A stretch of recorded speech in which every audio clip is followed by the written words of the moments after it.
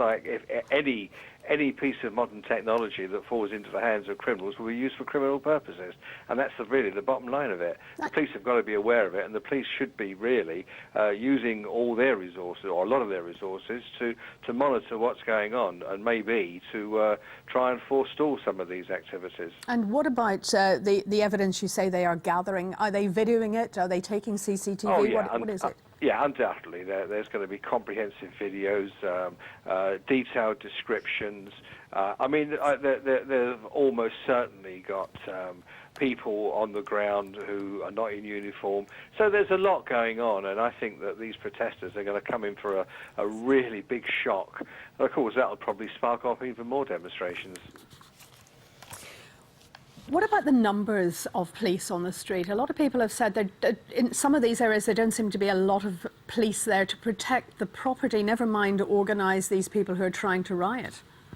Yeah, I think that's been one of the disappointments, that they weren't able to muster sufficient numbers to protect property in Enfield and in Tottenham, because that's an essential part of what the police are there for. But of course, you know, they've got limited resources. I think they've, with the amount of work that's been asked and the amount of responsibility that's been hurled at them, I think that they're doing magnificently. But they've always got the option of calling in for mutual aid from surrounding police forces. So there is, if you like, eventually an unending number of police officers that could be drawn in. But everyone is going to be hoping that's not the case. I mean, these particular individuals at Hackney, they just look like youngsters, but they're still dangerous. If they get the opportunity to set fire to a car, that will set them off onto another round of violence and another round of destruction, which is what the police don't want. The police, as long as they keep on top of it, and as long as they keep them contained, they don't mind having a standoff. I mean, they'll outweigh anybody. There's no problem with them doing that. But what they don't want to be doing is getting into a situation where these kids are running down in side streets and then causing mayhem, maybe with shops or whatever, if they can get their hands on any goods. But please don't think it's anything other. This is anything other than pure criminal greed, and that's all it is.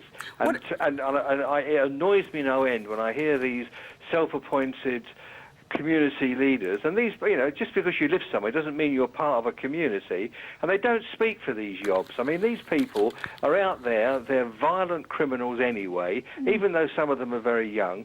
They make their living out of crime, they're never going to work, they don't want to work, they're probably unemployable, and they're out there, so-called venting their anger. Venting their anger at what? They're trying to nick as much as they can without paying for it. Yeah, John, as we're talking, we're just looking at some live pictures from South London of yet another business on fire. I think one of the problems is, isn't it, that this is now being spread out over many areas, which makes it even more difficult for the police. It makes it very difficult for the police, and of course one of the problems the police are going to have, if these individual outbursts of violence are designated as riots, the police will have to pick up the bill for it. I mean, that's how the law goes, and if it is designated a riot, then, I mean, if it's designated violent disorder, that's okay. If it's a riot, they've got to pay for it. So the police have got a vested interest in maintaining as much law and order as they possibly can. John, what about using different tactics, such as you see in Northern Ireland, for instance, with water cannon? Is it not possible to bring them into London? Well, I think that the scenes we saw at Tottenham on Saturday would have been highly appropriate for water cannon, because they needed to be able to force the crowd back from the epicentre and to be able to get the emergency services into those burning buildings, because, you know, it could easily have been that people could have been burnt to death in those buildings, and whilst the police were effectively doing a bit of a standoff because they didn't have the equipment to force people back, and there's a great reluctance in this country to give police on the mainland water cannon and plastic bullets and even tear gas. But sometimes the situation demands that they have the equipment to be able to regain the initiative. And if they just have to stand there and watch parts of London burn, then that just isn't good enough. So I think that in some circumstances, water cannon is appropriate. It's not appropriate in every circumstance. It's not appropriate where you've got groups of youths running round and playing cat and mouse with the police. It's not appropriate for that. It was certainly appropriate in Tottenham on Saturday. John O'Connor, thank you very much. My pleasure. We're showing you live pictures from South London. I'm told these are about 2 miles away from Lewisham. I can't be more specific as exactly the area that we're talking about at the moment, but you can see various people climbing across roofs, coming out of the backs of houses, and of course nearby, as Maxime was saying, clearly a business destroyed utterly by that fire that appears to be burning out of control. You can see the smoke from it. Maybe these people are trying to escape from the building, which is not surprising given what's going on. As you can see there on the front of the street, a huge fire burning in that part of South London. As I say, we're yet to establish exactly where that is. In the meantime, I can bring in John Adler, who's in Peckham in South London. John, tell us what you've been seeing where you are. Hi, it's John Adderley, actually. Adderley, hello, John. Hi. Well, I was on the bus from Vauxhall to Peckham, and we just got outside the Camberwell College of Art, and the bus stopped. I could see a few buses and cars ahead of us, and a black guy on the seat next to me, he got up and said very loudly, "Peckham's on fire. They've started up down there." So everybody then raced to get off the bus. As I got off the bus, there was a couple of girls attacking a guy. I don't know if he'd insulted them or something, and some other guy sprang to there. He had a mask on, actually, so everybody was very fired up and full of adrenaline. I walked away from there because they started attacking each other with bricks and pieces of wood out of a skip. So I walked down the Peckham Road towards, I could see down the road in front of the fire station, there was a bus on fire, and huge black clouds were coming out of the bus, and people were racing away. And everybody was just seemed quite terrified and fired up. There was people terrified and people becoming aggressive, and you could hear the shouts of the two girls attacking this guy from the bus. So that's how I saw it. The bus was sort of right outside, I would guess, the fire station. So it stopped all the traffic. Oh, and 3 police vans went screaming past. In fact, there was a precursor to this. There were 3 other police vans came screaming past when we went through Camberwell Green. So I suppose we were pretty well prepared that something was going to happen. So now in my daughter's house, just west of Peckham, I can see a couple of helicopters with cameras hovering around. John, as we talk, we're showing pictures now which we can now say for sure are from the centre of Peckham, where some sort of commercial premises is completely ablaze. Right. It's next to a baker's shop, which I can see. I cannot begin to tell what the specific premises is that we're looking at, because it is completely covered in a combination of flames and smoke. Are you aware of anything else that's been going on around you since you got to where you are now?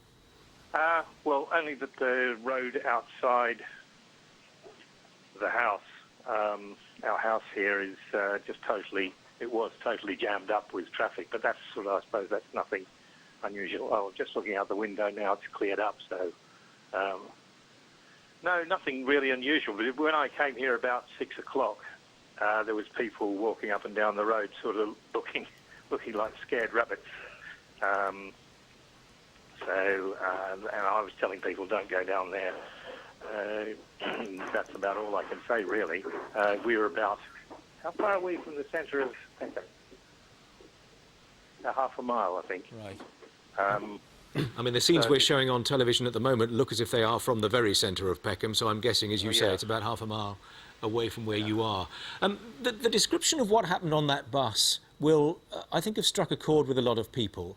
Can you give a sense of the sort of people that were behaving in the way that they were, the sort of age group we're talking about? Well, no. Well, there was just a whole mix of different people, really. This girl talking in some Slavic language next to me. There was a load of black people, white people, and some Asians. It was just the normal Peckham mix, I suppose, and it was obviously when we all started panicking getting off the bus. Well, they did it in a fairly orderly manner, but, you know, they were trying to find out what happened. We could see from the top deck down the road. We could see the bus on fire. So just the fear was rising. Yeah. What do you think? When I got out, there was people racing. You know, there was young guys racing around the place. There was one guy, as I said, with a mask on, and he was absolutely a black guy with a mask on, and he was really fired up. He was going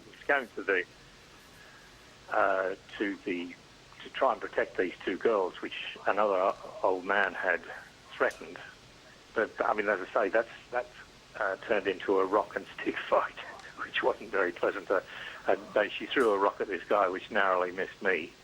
But you know, everybody was terrified, or not terrified, but you know, they were sort of quizzical and afraid. And as I walked up the road and told people, they sort of looked around, sort of surprisingly, and they said, "What's going on?" I said, "Well, it's very copycat stuff from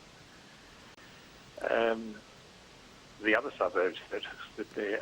A friend of mine was coming to this house here as well, and he'd just driven through that area, and I'd spoken to you on the phone earlier, and he said, I think he came from New Cross. He said, what's the suburb down there? He said there's quite a few places they're rioting that he passed through to get here. I suppose that was about 5:45.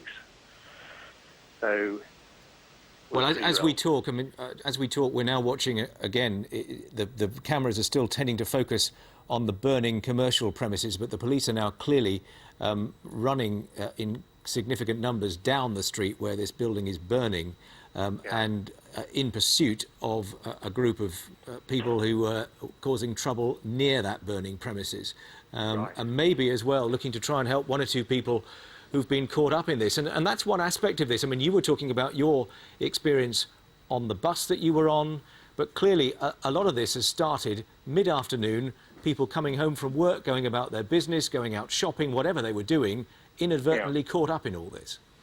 Yes. Well, that was the thing. That's been when I took the pictures, and a nice picture I've got. I usually carry my camera with me. I'm a cameraman. Well, I'm a cinematographer. But as I took a picture of the bus burning, there's a guy came racing up on his bike. I got a good picture of him. He looked as if he was, quite scared, and he was also scared and disgusted. He said something as he went past, like bloody idiots or something. Sorry, I just raced up to the top of the stairs here. Yeah, sure. I'm looking out the window now, and I can see the smoke coming up from Peckham. Quite a big black cloud. But actually, there's not many other signs, I would say, except for the helicopters and the ball of smoke going up into the air that I can see from here. So really nothing more to report.